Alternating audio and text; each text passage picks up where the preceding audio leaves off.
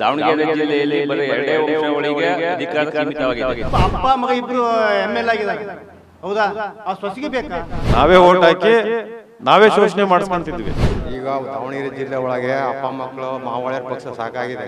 ಹೊಸ ಮುಖ ಬೇಕು, ಹೊಸ ವ್ಯಕ್ತಿ ಬೇಕು. ಈ ಶ್ಯಾಮನೂರು ಶಿವಶಂಕರಪ್ಪರ ಮನೆಗೂ ಆಮೇಲೆ GM ಸಿದ್ದೇಶ್ವರ ಅವ್ರ ಮನೆಗೆ ರಾಜಕೀಯ ಇರ್ಬೇಕಾ? ಈ ಸರಿ ಹಂಗಾಗದ್ ಬೇಡ. ಇದು ಸ್ವಾಭಿಮಾನದ ಹೋರಾಟ ಇದೆ.